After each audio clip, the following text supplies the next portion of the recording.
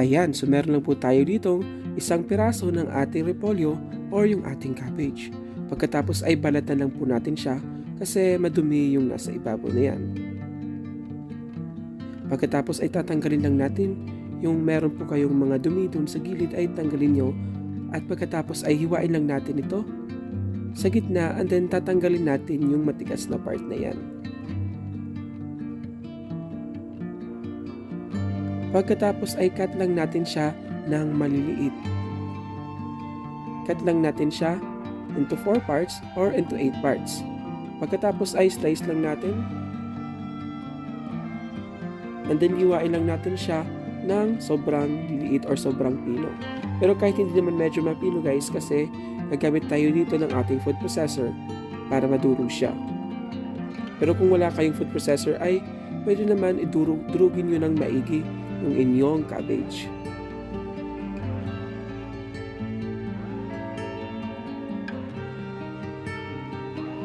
Ayan guys, click nyo na yung ating subscribe button at mag-follow na po kayo sa ating Facebook page. So isang buong repolyo po ang ating nagamit dito. Mas maganda guys kung iyong mabibili na repolyo o yung ating cabbage ay maganda po, hindi po yung medyo nabubulok na para po wala po siyang uod. Pagkatapos, pag na-slice na natin lahat ay babanlawan muna natin siya. Siyempre kailangan natin mabanlawan para maging malinis lang po tayo. Mas maganda guys kung mapipiga pa natin yung ating repolyo. Pero dahil wala na tayong time at nagmamadali tayo, salain na lang natin. Pagkatapos set aside lang muna natin siya, maglalagay na tayo ng ating mga ingredients.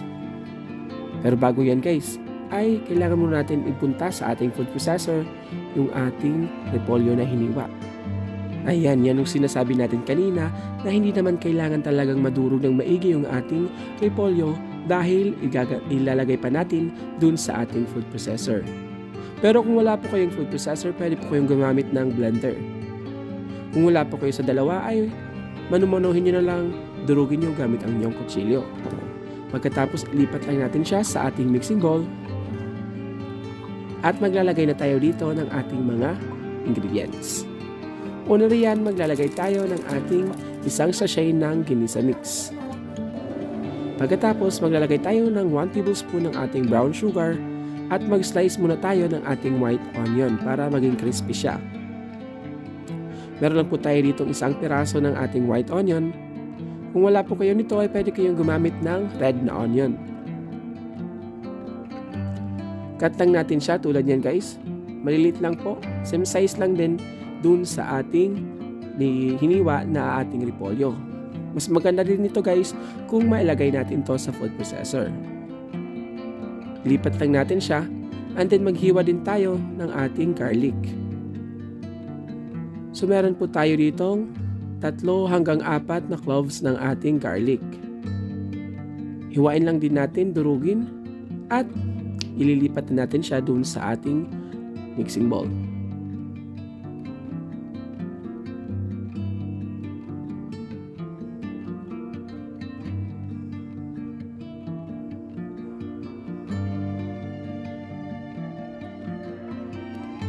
Ayan, pagkatapos nito, ilipat lang natin siya. At pagkatapos ay magkakrak na tayo ng ating itlog. Crack lang po tayo ng ating itlog. 2 itlog po ang ating nilagay dito. Ayan, large egg po yung ating nilagay. Kung medium egg ang yung gagamitin ay dagdagan nyo lang isa para maging 3. And then mix lang natin siya hanggang mag-combine. Gradually lang yung pag-a-add natin ng itlog. Pagkatapos isama na natin yung ating 1/2 cup ng ating all-purpose flour. Ayan, naglagay tayo ng all-purpose flour dahil magsisilbing binder po ito para magdikit-dikit yung ating itlog at yung iba nating mga ingredients.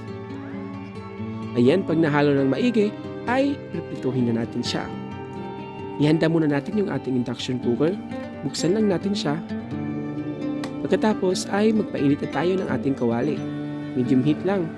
At maglalagay tayo ng konting oil lang. Dahil ipapan-fry lang natin siya guys.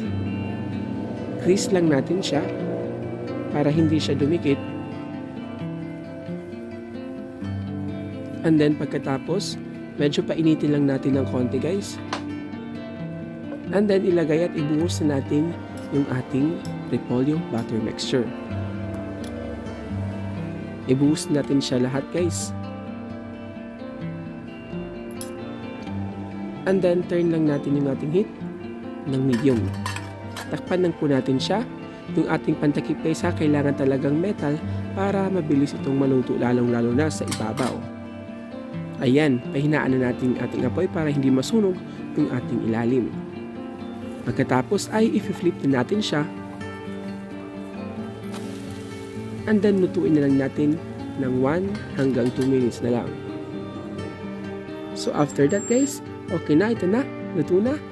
At mag-plating na tayo. Pero bago nyan, cut lang natin ito na parang pizza.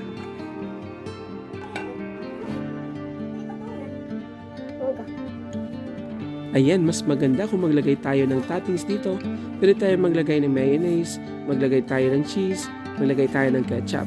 Kahit ano, pwede. O di mo akalain, ang ating repolyo ay ihahalo natin sa napakasarap na itlog. Tara na, tikiman time na. O diba, ang sarap.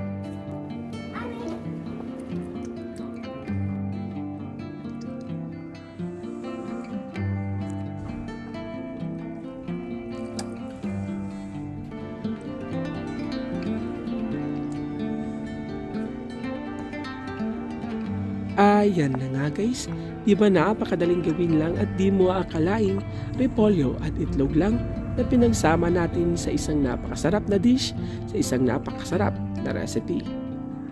Maraming salamat sa panonood. I hope meron na po kayo na naman natutunan dito sa ating kakaiba at patok na recipe. Thank you for watching, stay safe, and God bless us all. Bye!